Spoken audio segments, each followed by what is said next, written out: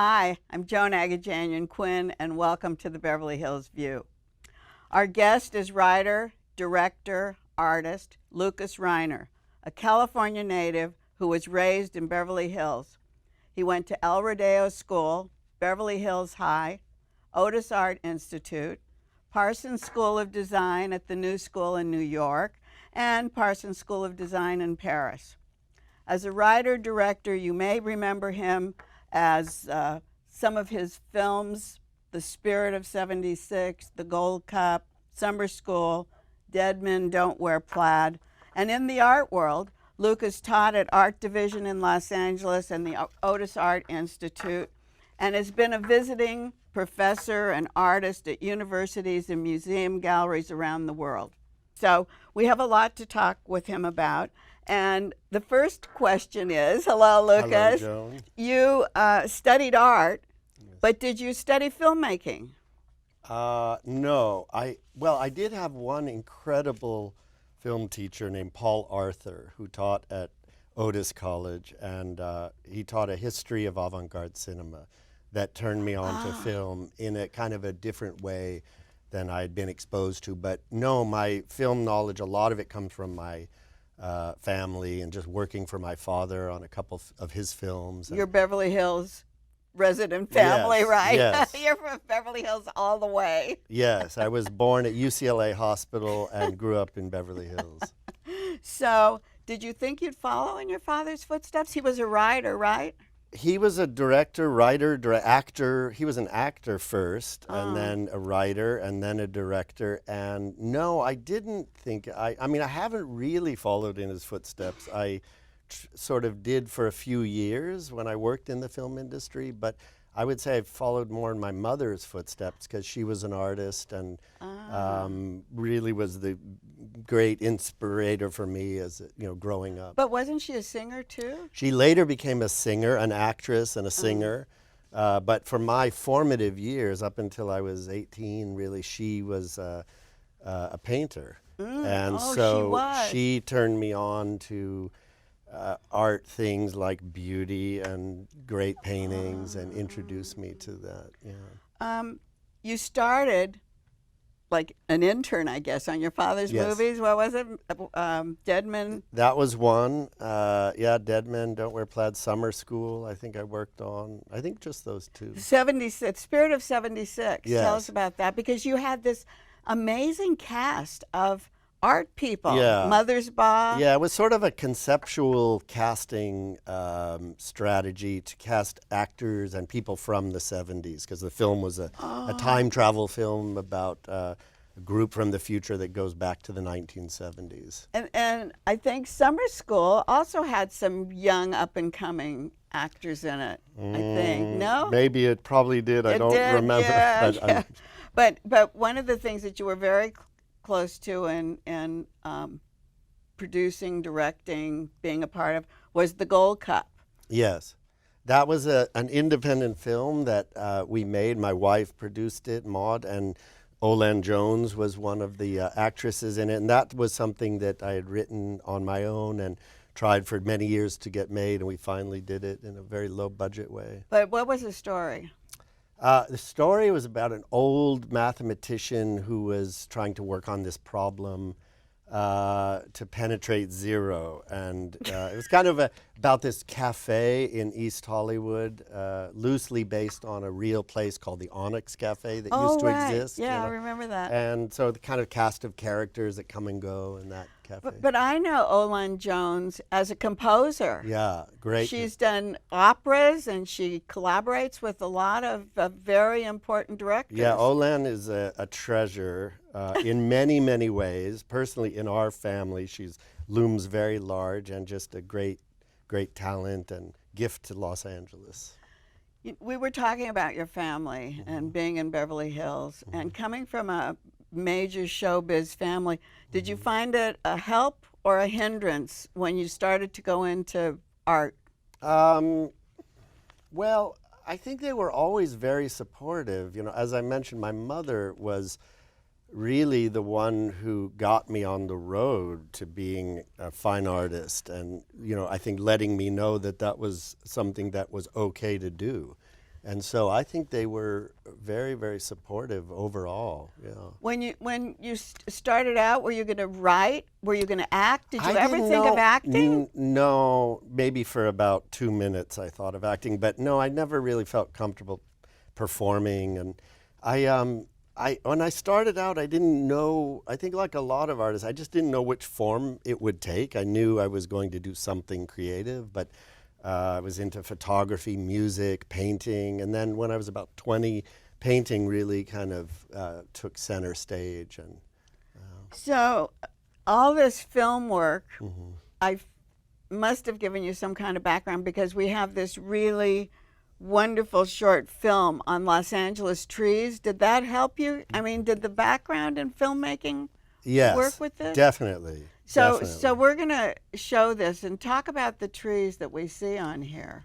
Well, and this- why you made this film. This was a film made, by the way, shot by Heather Siebold, who is my collaborator when I now make films. And Heather and I went around Los Angeles and filmed trees, just really portraits of these trees, kind of beleaguered LA trees. And this was made, I think, at the time for an invitation for the Silver Lake Film Festival. Oh, That- did they use it? They used it. Yeah, this was a contribution for that festival, and we've since developed this idea in film of taking, tree portraits and kind of just Yes. presenting these LA trees in a way as characters.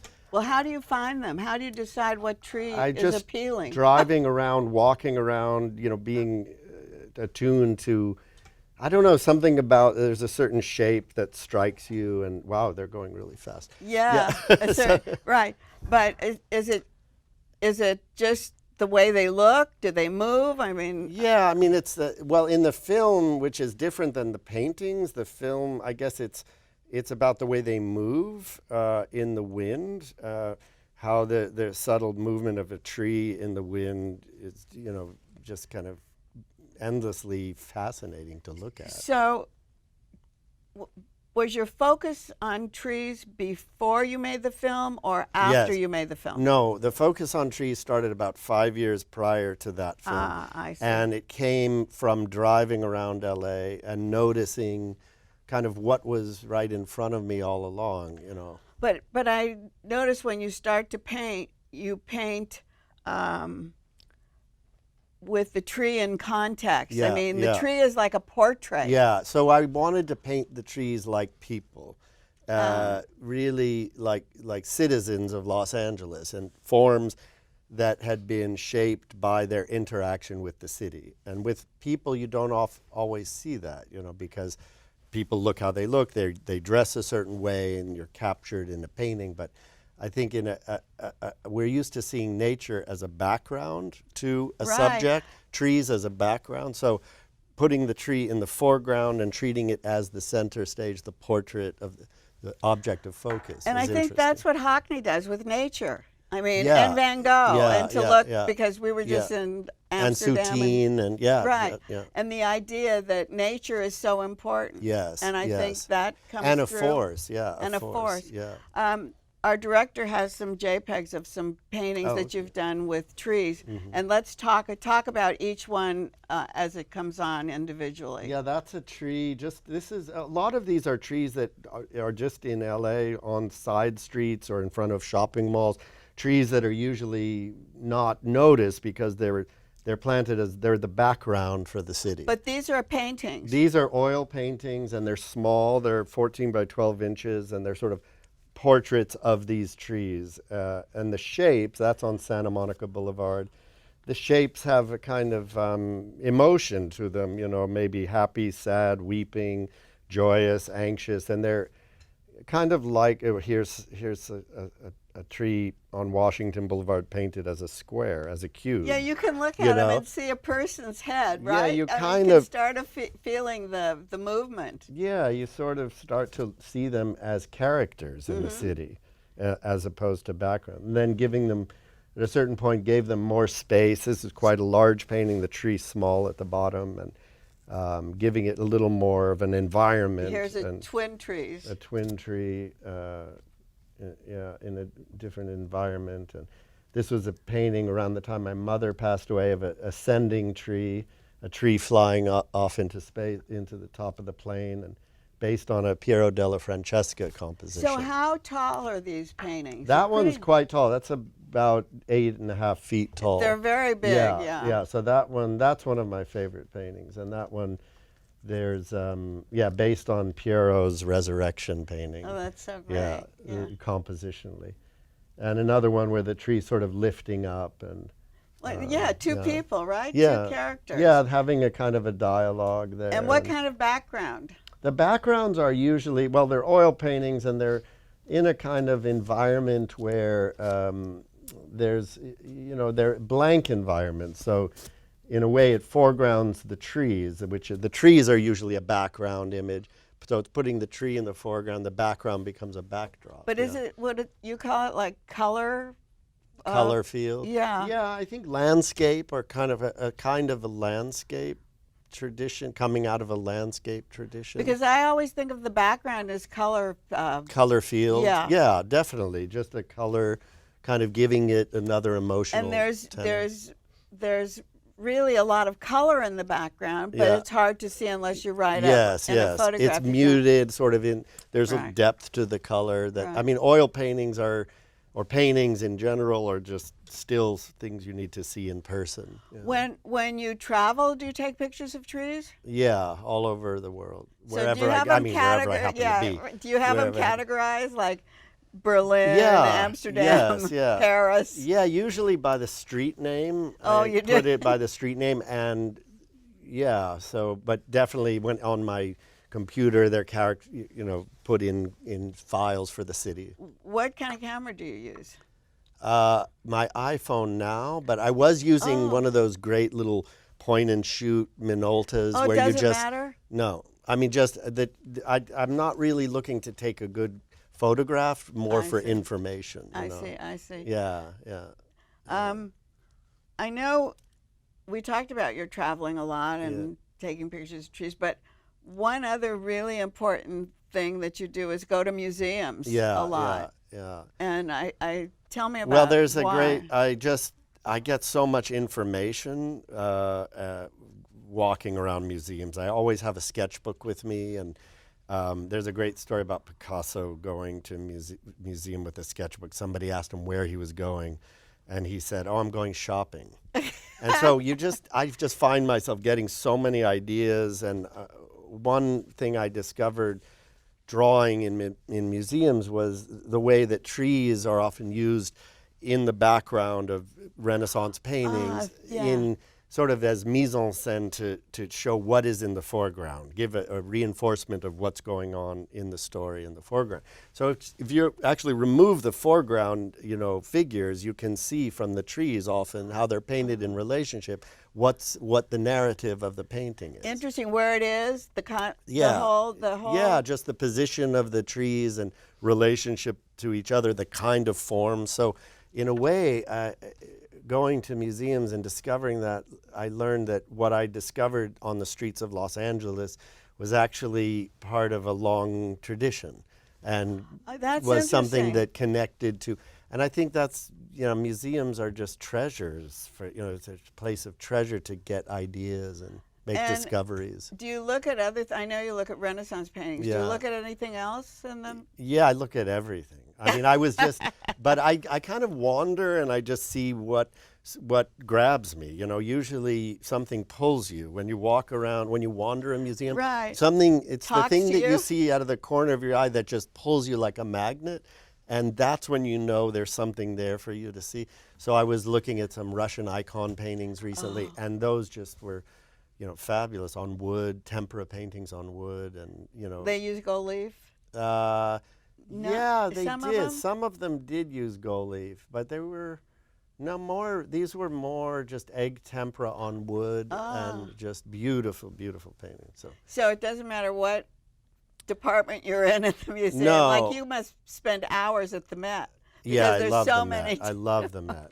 I mean, I wander. I mean, there are certain areas that I'm like Egyptian painting, the Fayum portraits of, these Egyptian portraits that were made with wax, and those are always, I just know, are going to capture me. So, I don't know. Those have everything. the backgrounds too that you were talking about. Yeah, well, those but are they're like different. Those are like the most incredible portraits I think ever painted. They're these, just they were to capture the likeness of the person in the coffin. So they really just magical paintings.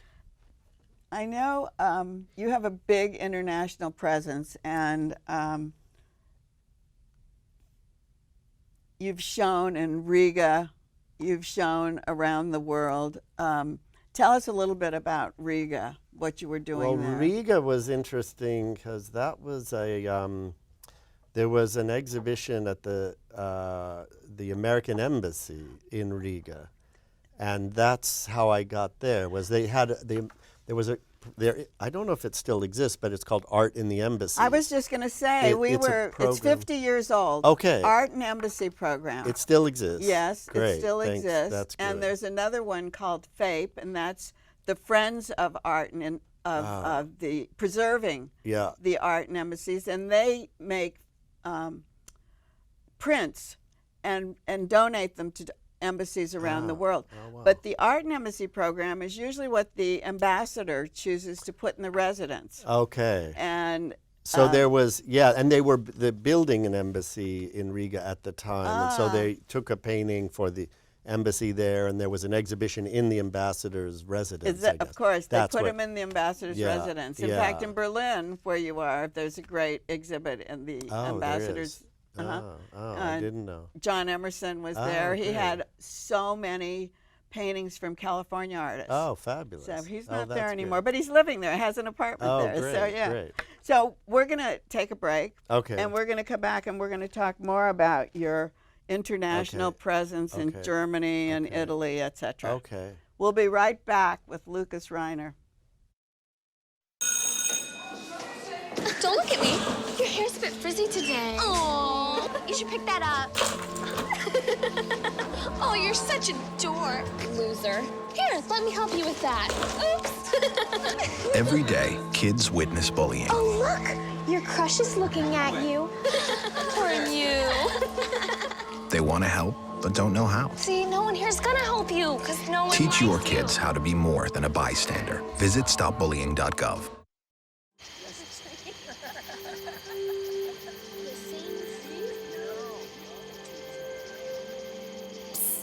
They're coming.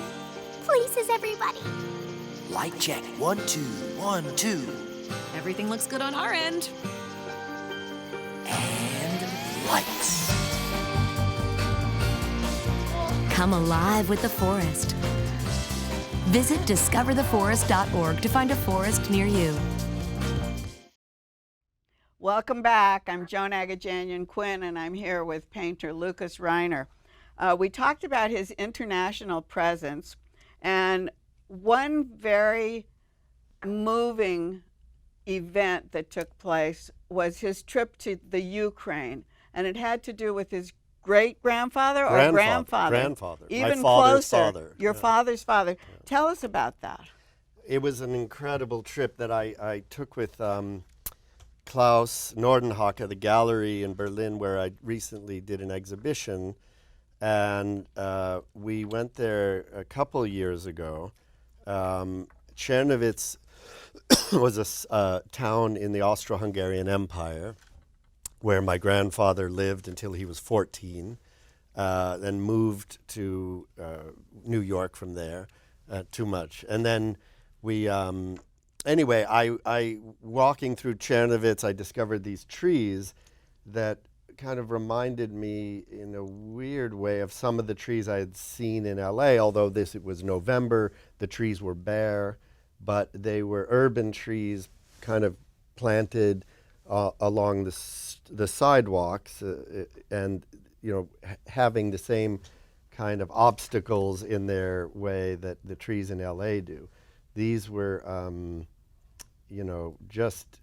anyway, this became the basis of a series of paintings. There's about 70 of these little paintings.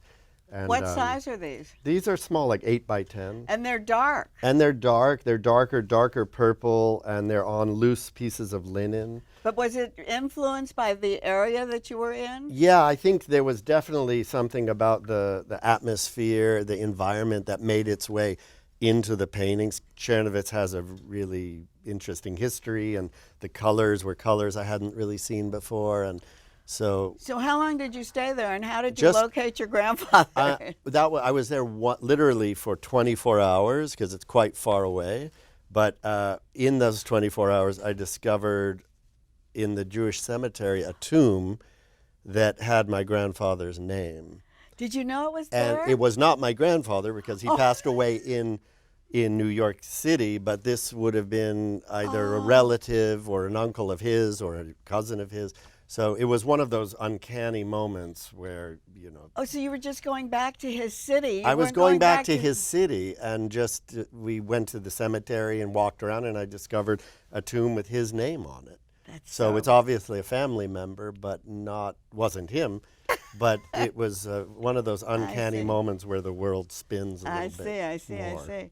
So you talked about your dealer in Germany. Yes. And you just recently had a show there.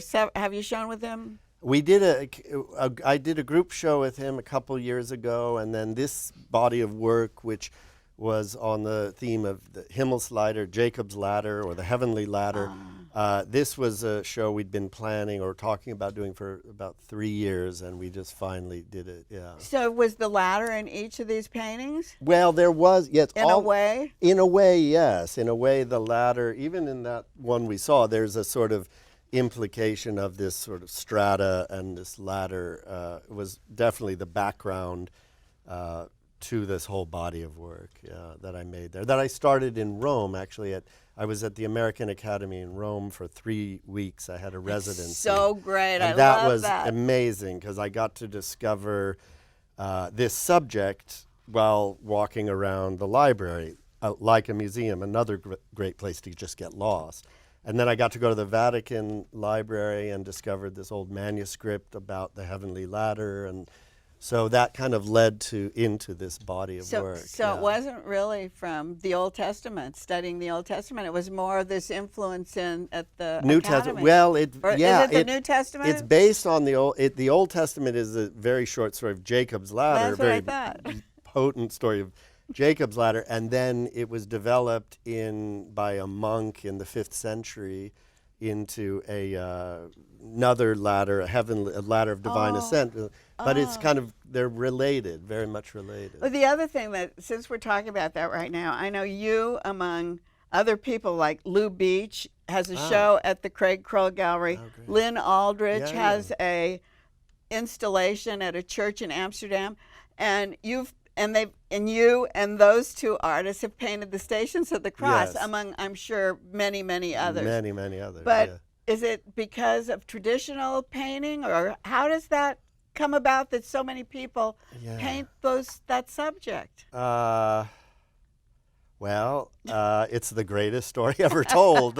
I mean, it's an incredible narrative. It's an incredible story, and it's very inspiring. In my case, it was my mother-in-law who, about 10 years ago, invited me to make a Stations of the Cross for her church in Washington, D.C. at the time. So there's always some connection like that. So that was my kind of connection and entry point into the story. I'd known about the story a lot from contemporary art, from Barnett Newman's version or Rothko's version, but also, of course, from history, art history. And I think it's a subject that there's a lot of different ways into that story, and I think the reason artists continue to be fascinated with it is that it's just so many ways to get into it and tell it and interpret it. You tell it in collages and different pieces of work. Etchings, collages, watercolors, color studies, and then this tree subject that I've been working on for about 20 years was sort of the fertilizer, so to speak, for the Stations, because the trees as a symbol and mainly as a background image in a lot of early Christian painting. It was taking the background and putting it right in the foreground. But it was interesting because Lou Beach is from the graphic field, and his were like graphic depictions. And Lynn Aldridge uses a lot of found objects and things from the hardware store. And she had this huge exhibition in Amsterdam in front of a Dutch church. And it was they're all totally different, but the idea is that what would you say? The turning point of it. The idea is interpreted. And a way to maybe organize it's a way to organize something. Yeah. I mean, even Ed Ruscha did his stations with 26 Oh, gasoline stations. Right. So, there's a lot of different ways into the story and a lot of different ways to organize the information. And so I think this becomes maybe something fascinating for artists. That is fascinating. That's very interesting. That's why I wanted to bring it up, because I never even thought of Ed's 26 gas stations. Yeah. Interesting. So what painters, contemporary painters, influenced you? Well,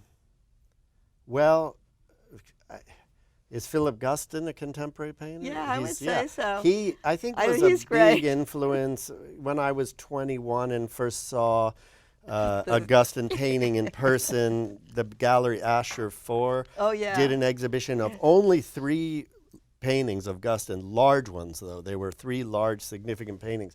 And at that time he had a show, I think, up at the San Francisco Museum. That was my painting teacher, Marty Lubner, told me to go see that show. Yeah, Marty taught me. And he recommended it, and that was kind of an aha moment of seeing something so powerful in paint that of what could be possible, So he's one, and I mean, there's many others, but that was kind of an eye-opener. Giorgio Morandi has been a big... really calm, yeah, Giorgio. Very calm. I mean, a peaceful painter. I think they share something in common, which is a sense of quality of light in their paintings. But it's funny, I think of Guston, bursting, and I think of Morandi. Very calm, and that I like that duality a lot. I mean, Morandi is a very peaceful painter, and Guston is a very, in a way, tragic painter. But it looks like it's bursting. But there's something. They're both so alive to me. They both feel very alive. And you talked a little bit about a series. You talked about trees. You talked about working in series. Do you usually work in series of paintings? Yeah, I do. I think the trees have been sort of an ongoing series, so I don't know. They go through different phases. There's the oil paintings, which you showed. Now I'm working in a different medium with the trees, with tempera and watercolors too, and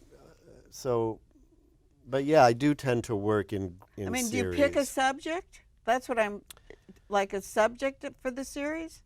Yeah, the stations, well, I guess I have been the stations were a subject. The Heavenly Ladder was a subject. So then in the last 2 bodies of work, this narrative has come into the work in a way. And for so many years, I came out of a narrative Hollywood family. Right.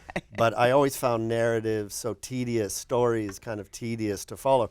So contemporary art was great because it just kind of eliminated a lot of narrative. Right. Like, here's a field here. But then at some point, and with the stations, and I think it was my mom passing away at that time, this narrative became more and more important to me and interesting so now I'm more interested in that. You work with watercolor, you said, oil paint, but you also work. When I was in the studio, I thought you had eggs there. Yeah, a lot of eggs. You had wax, and tell us about those things. Well, I love going to museums, and I like looking at the quality of the paint in these great old paintings, and from over the centuries, and just how people did it. So the egg came about. Actually, I had I got this. Sort of lead poisoning I was using so much oil paint, and so my health was a little compromised. So I had to take a break from oil paint. So I looked into old recipes of how painters used to make paint, an egg, water, oil. This was one technique, so I started experimenting with that. But you did mention that when you look at Renaissance paintings and the Russian icons, that you saw the wax work and the egg, yes, tempera, egg paint mixed with egg. So do you use it a lot? Well, I did for this last group of paintings, the Heavenly Ladder paintings, the Himmelsleiter painting.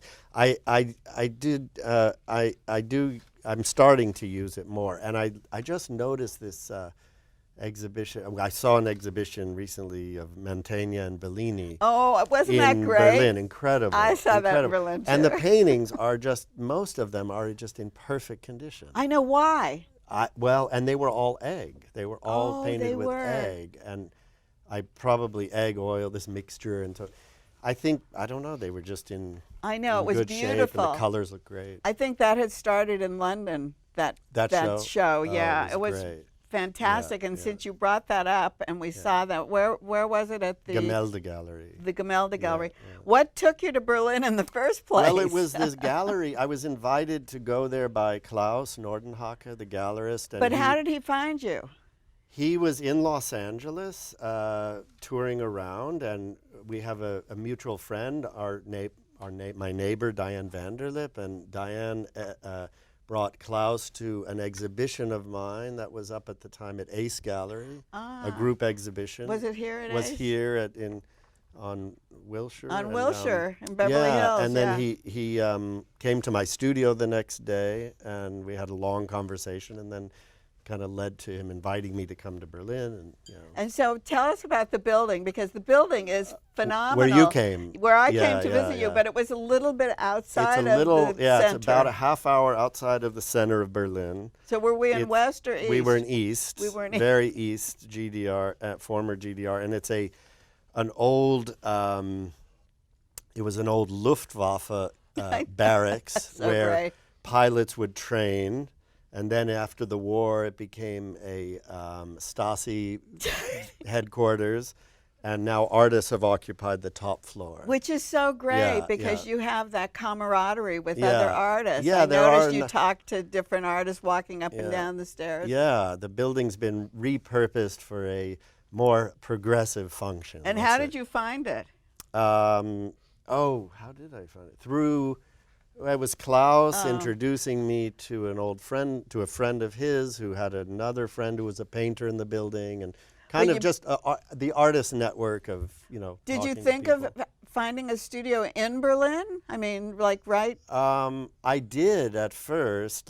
I looked everywhere. Charlottenburg. I was looking everywhere, but it was very hard to find a place in Berlin. It's getting very crowded. So how much time do you spend in Germany? About half a year. About half a year, back and forth. The last 4 years, I've been spending about half a year there. And I know you've shown in different cities. What different cities have you? Well, Regensburg, Rome. I showed in Germany. Oh, in Germany, Regensburg was Munich. Munich. I showed in Munich. I have a gallerist, Margaret Biedermann, who I show with, and she was the first gallery to show the Stations etchings in Munich some years ago, and So you're living in LA, you're living in Berlin. What's the upside of Berlin, and what's the upside of LA, and is there any downside in your travels back and forth like that?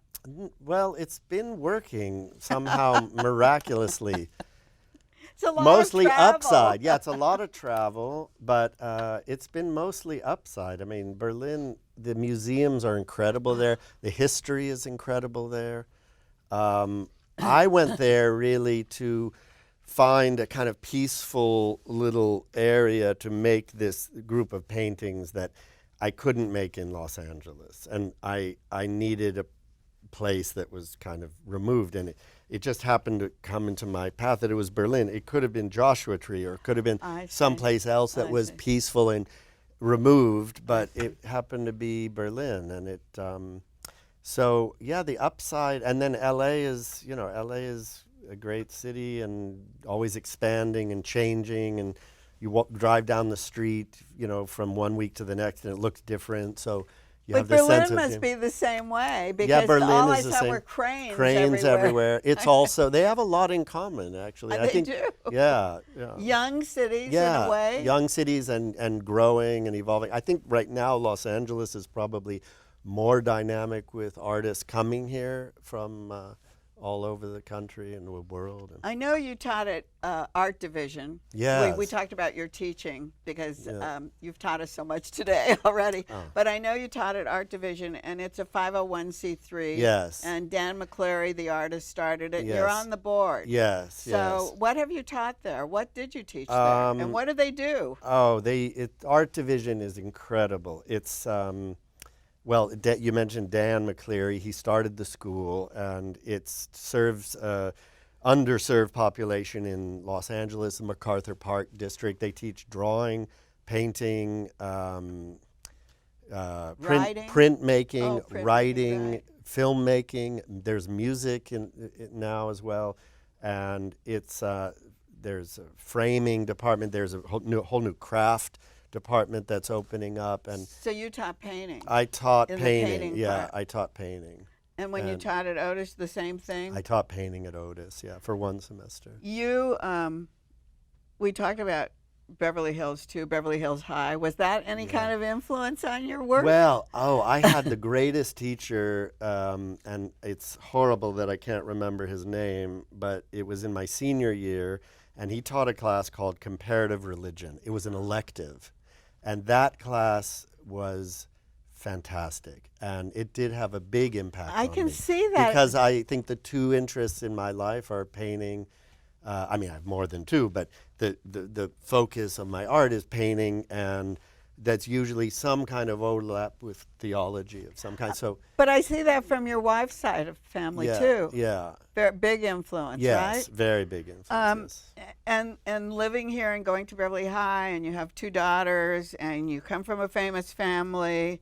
Did your daughters experience any of this feelings that you had to go through with famousness? Oh, I don't know. We sort of put it all into perspective for them. I mean, it's really not that interesting to us. I mean, I know a lot of people are very interested in it, but two young girls, it's a Yeah, different thing. yeah. You were growing up with it. Yeah, yeah. Well, they grew up with it too because we're grandfather. close with my father and his friends. But I think that I don't know. It's just as important as you treat it, and it's just kind of a matter of fact thing, I guess, for us. So he still lives. Your father, Carl Reiner, still Yeah. lives in the heart of Beverly In Hills. the house that I grew up in. Is that right? He just turned 97 Oh, two my gosh. days ago. So great. And in the same house that he's lived in for 58 years, a house I moved into when I was a year old and grew up in. And yeah, he's doing good. Well, you give me the Yeah, chills. I'm so happy that yeah. you were here today. Oh, thank you, Joan. And I was Thank you for having me. I was so honored to visit your studio in Berlin. It was such an eye-opening kind of spiritual feeling, and I thank you so much for that. Thank you. And I thank you so much for watching today. We'll see you next time on the Beverly Hills View. I'm Joan Quinn.